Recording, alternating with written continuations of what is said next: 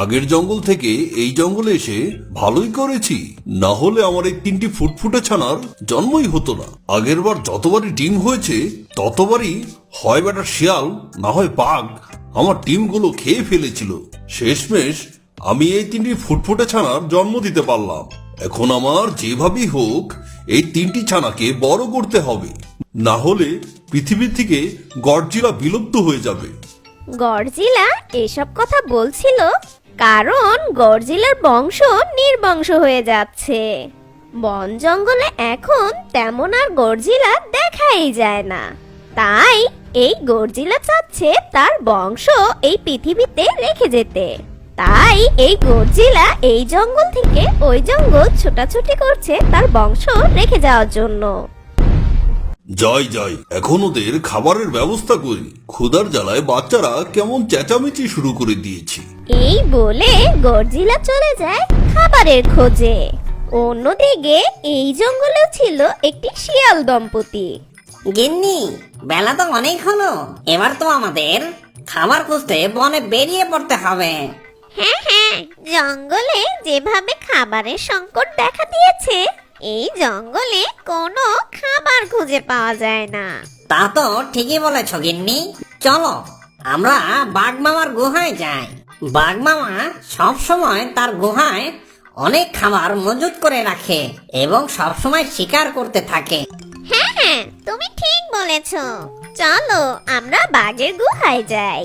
যেতে যেতে পথে পূর্ণিমা রাতে চাঁদ উঠেছিল গগনে, দেখা হয়েছিল তোমাতে আমাতে, কি জানে কি মহালগনে, চাঁদ উঠেছিল গগনে। শিয়াল আর শিয়ালনি গান গাইতে গাইতে বাঘের গুহার সামনে যায়।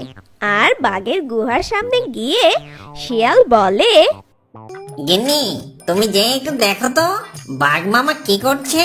এ কথা শুনে শিয়ালনি গুহার ভিতরে যায়। ওগো, তাড়াতাড়ি গুহার ভিতরে আসো, বাঘ মামা ঘুমাচ্ছে আর এখানে অনেক খাবার আছে।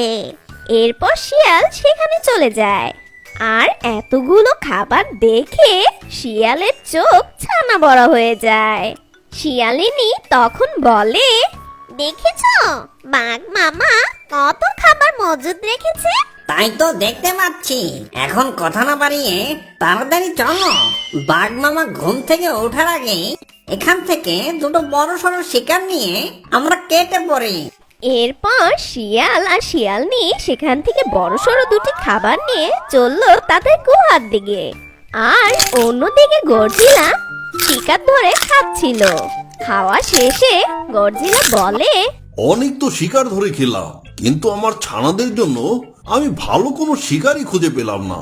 আমার ছানারা তো হরিণের মাংস খেতে খুব পছন্দ করে। যাই বনের ওই দিকটাতে এগিয়ে দেখি কোনো হরিণকে পাওয়া যায় কিনা। এরপর গডজিলা জঙ্গলের ওই দিকটা গিয়ে একটি হরিণ দেখতে পায়। আরে ওই তো একটা হরিণ দেখতে পাচ্ছি।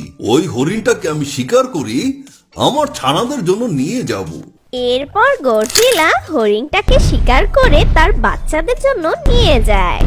এভাবেই দিনটি কেটে যায় আর জঙ্গলের পশু পাখিরা যে যার মতন ঘুমিয়ে পড়ে। পরের দিন সকালবেলা শিয়াল শিয়ালনিকে বলে, আরে গিন্নি, কালকে তো বাঘ মামার শিকার গুলো খেয়ে অনেক মজা পেয়েছি। সারাদিন আর কষ্ট করে কোনো শিকার ধরতে হয়নি। চলো গিন্নি, আজকেও যাই বাঘ মামার গুহায়, ওখানে অনেক খাবার পড়ে থাকে। তাড়াতাড়ি চলো, বাঘ মামা মনে হয় এখনো ঘুমিয়ে আছে। বাঘ মামা ঘুম থেকে ওঠার আগে দুটো শিকার নিয়ে চলে আসতে হবে। এরপর শিয়াল আর শিয়ালনি চলে গেল বাঘের গুহার উদ্দেশ্যে। আর ওই দিকে বাঘ মামার খাবার যে চুরি হয়েছে সেটা বাঘ মামা টের পায় আর চোরকে ধরার জন্য ঝোপের আড়ালে লুকিয়ে থাকে। আর শিয়াল আর শিয়ালনি বাঘ মামার গুহার ভিতরে যায়।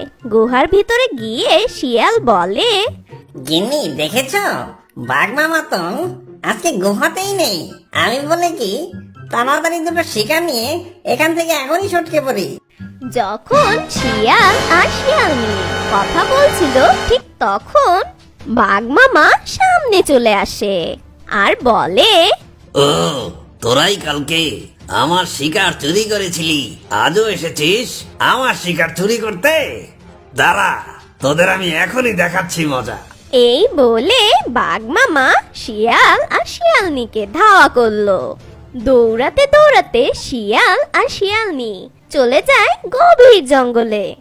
বাঘ মামা ওই শিয়ালকে খুঁজে আর পায় না, আর ক্লান্ত হয়ে একটি গাছের নিচে দাঁড়িয়ে বলে, পাজি শিয়াল, আমার মাংস চুরি করে খাওয়া, আর কোনোদিন যদি আমার গুহার সামনে দেখি তাহলে তোদের আমি কিনে খেয়ে ফেলবো। আর একটু হলেই তো বাঘ মামা আমাদের চিবিয়ে খেয়ে ফেলতো। হ্যাঁ গো, ঠিক বলেছ তুমি, কিন্তু আজ তো অন্যের খাবার চুরি করে খেতে পারবো না। আজ আমাদের কষ্ট করে শিকার ধরে খেতে হবে। আচ্ছা চলো ওই দিকটা যাই, কোনো শিকার খুঁজে পাই কিনা। এই বলে তারা দুজন চলে যায় খাবার খুঁজতে। শিকার খুঁজতে খুঁজতে শিয়ালের চোখে পড়ে যায় গডজিলার 3টি ছানা। গিন্নি দেখেছো, গডজিলার 3টি ছানা, এখন এরা বেশি বড় হয়ে ওঠেনি। এই সুযোগে চলো আমরা একটা ছানাকে এখানে খেয়ে ফেলি, আর দুটো ছানাকে আমাদের বাসায় নিয়ে যাই। তাহলে দেখবে আমাদের 5-7 দিনের খাবারের ব্যবস্থা হয়ে যাবে। ওগো, তুমি কি পাগল হয়ে গেছো? তুমি ভয়ঙ্কর গর্জিলা ছানা খেয়ে ফেলবে। ওই গর্জিলা যদি একবার জানতে পারে আমরা ওদের ছানাদের খেয়ে ফেলেছি, তাহলে আমাদের রক্ষে নেই। আরে গিন্নি, তুমি যে কি বোকার মতো কথা বলো না। আরে আমরা কি ওকে এখানে রেখে যাব? আর কে বুঝবে গডজিলার ছানাকে যে আমরাই চুরি করেছি?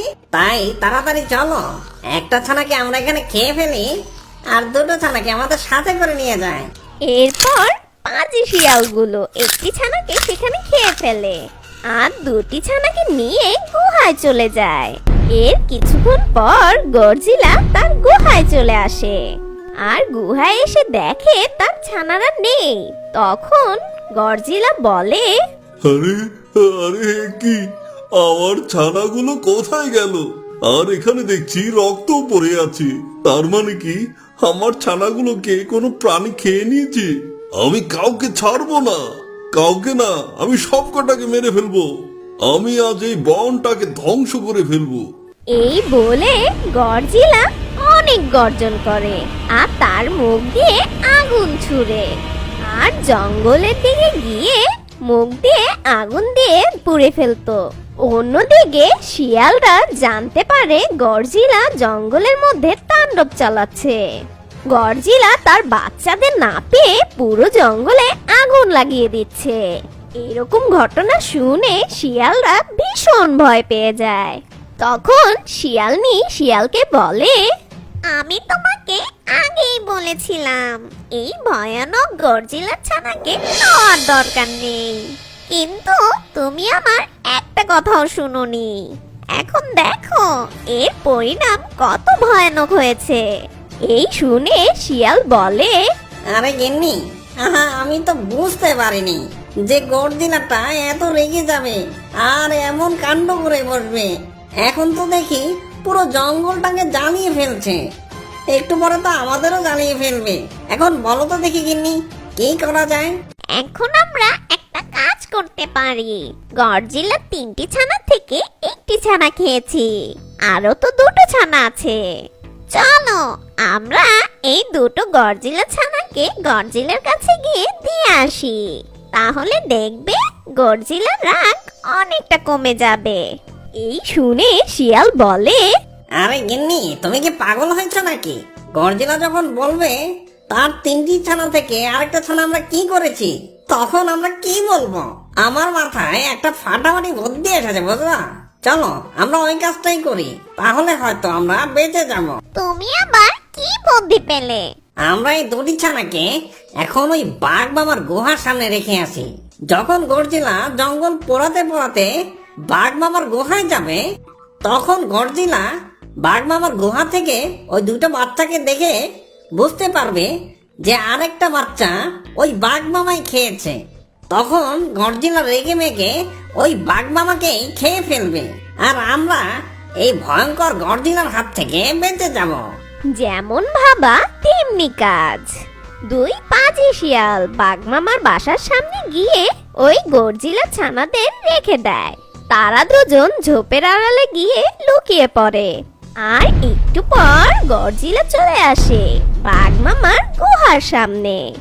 বাঘমামার বাসার সামনে গর্জিলা দুটি ছানাকে দেখে রেগে মেগে গর্জন করতে থাকে। গর্জিলার এমন গর্জন শুনে বাঘমামা গুহার বাইরে চলে আসে। আর বাঘমামাকে দেখে গর্জিলা বলে, তাহলে বাঘ, তুই আমার 3টি ছানাকে চুরি করে একটা ছানাকে খেয়ে ফেলেছিস, তাই নাকি বলতো?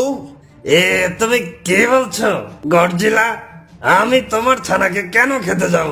আর তোমার এই দুটি ছানা আমার গুহার সামনে কি করে আসলো এটা তো আমি বলতে পারবো না। আমার ছানা খেয়েছিস, আবার মিথ্যা কথা বলছিস? তুই ছাড়া এই বনের কারো সাহস নেই যে আমার ছানা খাবে। ঠিক তখনই গর্জিলার একটি ছানা গর্জিলাকে বলে, না না বাবা, বাঘমামা আমার বোনকে খায়নি। ওই দুষ্ট পাজি শিয়াল আমার বোনকে খেয়ে ফেলেছে, আর আমাদের দুজনকে এখানে রেখে গেছে। ওরা দুজন ওই দেখো ঝোপের আড়ালে লুকিয়ে আছে। আর গডজিলা এই শুনে ঝোপের আড়ালের দিকে তাকায় আর দেখে সেই দুষ্ট পাজি শিয়ালরা ঝোপের আড়ালে লুকিয়ে আছে। তখন গডজিলা গর্জন দিয়ে তাদেরকে ধরতে যায়।